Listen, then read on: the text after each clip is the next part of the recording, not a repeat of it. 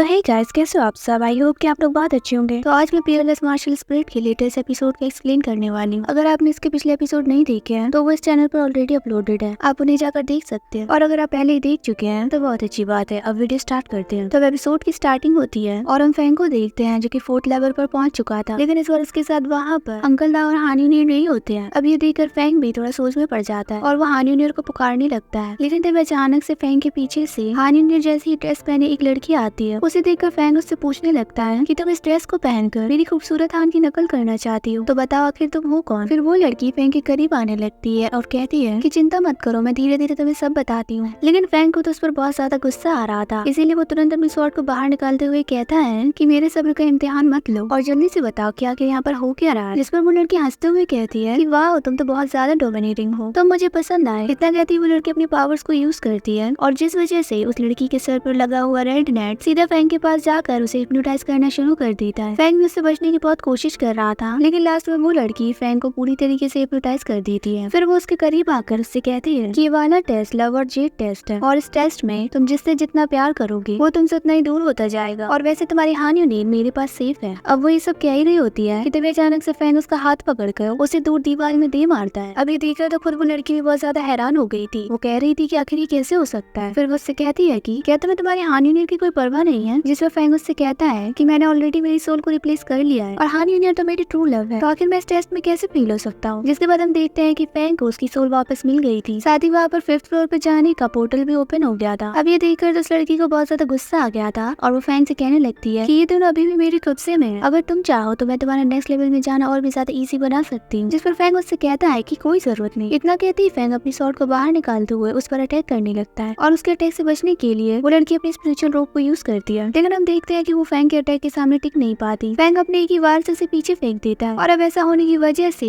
Uncle दा और हानि नीर आजाद हो जाते हैं। लेकिन आजाद हो जाने के बावजूद हानि नीर को कुछ ठीक नहीं लग रहा था, उसे चक्कर आ रहे थे और जिसके बाद उसे संभालने के लिए तुरंत वहाँ पर फैंग आ जाता है और उसे प्यार से गोद में उठाकर नेक्स्ट लेवल की तरफ बढ़ जाता है। जिसके बाद अगले सीन में हम टॉप फ्लोर को ही देखते हैं जहाँ पर कि अब ये तीनों पहुंच गए थे। वहाँ पर एक वॉरियर पे स्टैचू और एक मनीहारा मिरर होता है। अब जैसे ही फैंग अपनी पावर्स को उस मिरर में डालता है तो वो समझ जाता है कि ये मिरर कोई आम मिरर नहीं है, ये पक्का ओरिजिनल मनीहारा मिरर होगा। फिर अचानक से अंकल दा आगे आते हुए कहते हैं कि जहाँ तक मुझे पता है इस तरीके के मिरर्स को तो सिर्फ लेजेंड से यूज किया करती थी। वो आगे कहते हैं कि इस मिरर की मदद से यिन यांग वर्ल्ड वाले नॉर्मल वर्ल्ड वालों की पेट पर नजर रखते थे। अब उनकी बातों को सुनने के बाद फैंग कहने लगता है कि अगर ये मिरर ही यिन यांग वर्ल्ड का सीक्रेट प्रोटेक्शन है तो चलो इसको एक्टिवेट किया जाए। जिसके बाद फैंग अपनी 9 यिंग और 9 यांग फंक्शन टेक्निक को यूज करता है और जिससे कि वो मिरर एक्टिवेट हो जाता है। अब हम देखते हैं कि वो मिरर उनका फ्यूचर दिखाना शुरू करता है जो कि बहुत ही भयानक होता है। फ्यूचर में वो देखते हैं कि हानि नीर और अंकल दाव को बड़ी बेरहमी से मार दिया गया है। वहीं उन मॉन्क्स ने फैंग को अपनी स्पेशल चेन्स में जकड़ रखा है और हम देखते हैं कि वो मॉन्क्स उस पर बहुत बुरी तरीके से टॉर्चर कर रहे थे। अब ऐसे फ्यूचर को देखकर हानि नीर तो बहुत ज्यादा घबरा जाती है और वो कहती है कि आखिर ये क्या हो रहा है। जिसके बाद वो मिरर के पास वाला स्टैचू कहने लगता है कि इस मिरर ने इवेंट में होने वाली चीजों को रिवील कर दिया है और यही तुम्हारा फ्यूचर है, तुम्हें इसको एक्सेप्ट करना होगा। अब ये सुनते ही हानि नीर के पैरों तले जमीन ही खिसक जाती है और वो बहुत ही ज्यादा उदास होकर फैंग से कहने लगती है कि फैंग ये सच नहीं है ना। फिर फैंग भी उसे संभालते हुए कहता है कि हाँ, ये सब सच नहीं है। तुम ही बताओ, क्या मैं तुम्हें इतनी आसानी से खो सकता हूँ? तुम बेफिक्र रहो, मैं ऐसा कभी नहीं होने दूंगा। फिर फैंग बहुत ही ज्यादा गुस्से में उस स्टैचू से कहने लगता है कि मुझे परवाह नहीं कि तुम कौन हो और मुझे फर्क नहीं पड़ता कि ये टूटा मिरर हमें क्या दिखाता है। मैं बस इतना जानता हूँ कि जब तक मेरा फ्यूचर वैसा नहीं होता जैसा मैं चाहता हूँ तब तक मैं फाइट करते रहूंगा और अपने फ्यूचर को बदलूंगा। फैंग आगे कहता है कि अब जब मैंने इस मिरर को एक्टिवेट कर ही दिया है तो अब इसका एंड मुझे ही करना होगा। उसकी बातों को सुनकर वो स्टैचू भी कहने लगता है कि ये लड़का तो बहुत ही ज्यादा डोमिनेटिंग है। जिसके बाद फैंग अपनी यिन यांग फॉर्मेशन से स्वॉर्ड को बाहर निकालकर उस मिरर की तरफ भेजता है जहाँ पर वो लगातार अपने मन में कहता है मैं अपने फ्यूचर को जरूर बदलूंगा। लेकिन तभी हम देखते हैं कि उस मिरर ने फैंग की इस वाली यिन यांग स्किल को बैकफायर कर दिया था। अब ये देखकर फैंग समझ जाता है कि उसके ऑर्डिनरी मूव्स उसकी हेल्प नहीं कर पाएंगे, तो अब उसे यिन यांग स्किल्स की ट्रू फॉर्म को यूज करना होगा। और इतना कहते ही फैंग तुरंत स्पिरिचुअल ड्रैगन ऑफ यिन यांग को समन कर लेता है और अब जैसे ही वो ड्रैगन उस मिरर में एंटर करता है तो हम देखते हैं कि उनका फ्यूचर बदलना शुरू हो गया था। यहाँ पर कि अंकल दा और हानि नीर उन मॉन्क से अच्छी फाइट कर रहे थे और वही फैंग भी जिंदा था और उसने उस मेन मॉन्क को पकड़ रखा था। अब ऐसे फ्यूचर को देखने के बाद फैंग तुरंत उस मिरर को वहीं पर डिस्ट्रॉय कर देता है जिससे कि अब कोई भी उनके फ्यूचर के साथ छेड़छाड़ नहीं कर सकता। उसकी पावर्स को देखकर वो स्टैचू हैरान रह गया था और वो अपने मन में कहता है कि इस लड़की के पास तो कमाल की स्ट्रेंथ है, इसने तो ओरिजिनल मनीहारा मिरर को डिस्ट्रॉय भी कर दिया। फिर फैंग कहता है कि हाँ, ये है हमारा फ्यूचर और अब ये देखकर हानि नीर भी रिलीफ महसूस करती है। फिर फैंग आगे आते हुए उस स्टैचू से कहता है कि अब जल्दी से हमारा नेक्स्ट टेस्ट लो। जिस पर वो स्टैचू कहता है कि तुम्हारे अंदर वो एबिलिटी और विल है जो कि फ्यूचर को बदल सकता है और तुमने ऐसा किया भी। हम ऐसे ही किसी का इंतजार कर रहे थे जो कि इतना ग्रेट हो, और मुझे बताते हुए खुशी हो रही है कि तुमने अपना ये लास्ट टेस्ट भी क्लियर कर लिया है। और जिसके बाद हम देखते हैं कि फैंग को उसकी सोल वापस मिल जाती है, लेकिन तभी अचानक से वहाँ पर एक हलचल होती है, जिसके बाद हम वहाँ पर एक गोल्डन फिगर को देखते हैं जो कि असल में एक वेनरेबल बुद्धा ड्रैगन था। वो वेनरेबल बुद्धा ड्रैगन अपनी नींद से जाग गया था और कहता है कि किसकी हिम्मत हुई मुझे नींद से जगाने की, जिस पर फैंग उससे कहता है कि मैं वो मार्शल मास्टर हूँ जिसने की सारे टेस्ट को पास कर लिया है, तो अब जल्दी से अपना मैजिक मुझको दे दो। फिर वो वेनरेबल बुद्धा ड्रैगन उससे कहता है कि तुम्हारे अंदर तो बहुत ज्यादा हिम्मत है, मतलब कि तुमने सारे टेस्ट क्लियर कर लिए और तुम्हें एक खरोच तक नहीं आई, लेकिन मैं बता दूं कि मेरा मैजिक सिर्फ एक अमेजिंग रिजल्ट को ही मिलता है, तो अगर तुम्हें मेरा मैजिक चाहिए है तो तुम्हें ये प्रूव करना होगा कि तुम क्वालिफाइड हो। फिर वो वेनरेबल बुद्धा ड्रैगन फैंग को डिवाइन पावर ऑफ दाफा का रेमनेंट देते हुए कहता है कि अगर तुमने एक दिन के अंदर इस तरीके की कल्टीवेशन को डेवलप कर लिया तो मैं तुम्हें मेरा मैजिक दे दूंगा, और अगर तुम ऐसा नहीं कर पाए तो यहाँ पर दफन होने के लिए तैयार हो जाना। उसकी बातों को सुनकर चैंग रिलैक्स होकर कहता है कि वैसे एक दिन तो कुछ ज्यादा ही है, मैं तो इसको अभी ही कर सकता हूँ। इतना कहते ही तुरंत फैंग अपनी यिन यांग और स्पिरिचुअल पावर को कंबाइन करके डिवाइन पावर ऑफ दाफा को डेवलप कर लेता है, जिसके बाद ऐसी प्योर पावर को देखकर वो वेनरेबल बुद्धा ड्रैगन बहुत ज्यादा इंप्रेस हो गया था और वो हंसते हुए कहता है मुझे एक जीनियस से ऐसी ही उम्मीद थी, जिसके बाद अपने मैजिक सील को बाहर निकाल कर फैंग को दे देता है। साथ ही वो कहता है कि इसे कैसे प्रैक्टिस करना है वो मैं तुम्हें नहीं बताने वाला, क्योंकि तुम्हारी नॉलेज मुझसे भी हायर लेवल की है, और अगर इसे तुम खुद से प्रैक्टिस करोगे तो तुम बहुत कुछ अचीव कर सकते हो। फिर वो वहाँ से डिसअपियर हो जाता है और तभी अचानक से वहाँ पर नॉर्मल वर्ल्ड में जाने का पोर्टल ओपन हो जाता है, जिसमें कि फैंग और उसके दोस्त चले जाते हैं। फिर नेक्स्ट सीन में हम उन्हीं मॉन्क्स को देखते हैं जो कि इन तीनों के आने का वेट कर रहे थे। अब आसमान में थोड़ी हलचल होने लगती है, जिसे देखकर वो आपस में कहने लगते हैं कि कहीं फैंग ने सारे टेस्ट को पास करके मैजिक ऑफ फूलों को पा तो नहीं लिया, जिस पर वो सेंटर वाला मॉन्क कहने लगता है कि मेरे अलावा उस मैजिक ऑफ फूलों को कोई भी नहीं ले सकता। और अब ध्यान से सुनो, जैसे ही वो लोग पोर्टल से बाहर आए हम तुरंत ही शॉनलिंग वॉर को स्टार्ट कर देंगे, जिसके बाद वो अपना एक बहुत ही पावरफुल फॉर्मेशन भी एक्टिवेट कर लेता है। उसका प्लान तो आज इन तीनों को पूरी तरीके से खत्म करने का था, तो अब देखते हैं कि फैंग और उसके साथी इनसे कैसे निपटते हैं। हाँ, तो अब इसी सीन के साथ ये वाला एपिसोड यहीं पर एंड हो जाता है। आपको वीडियो अच्छी लगी हो तो वीडियो को लाइक कर देना, इतना तो कर ही सकते हो ना। और अगर मेरी वीडियो पहली बार देख रहे हो तो ऑफ वो कहाँ थे इतने दिन, चलो कोई बात नहीं, देर आए दुरुस्त आए। तो चैनल को सब्सक्राइब करना मत भूलना। तो अब मैं मिलती है एक और नई वीडियो में।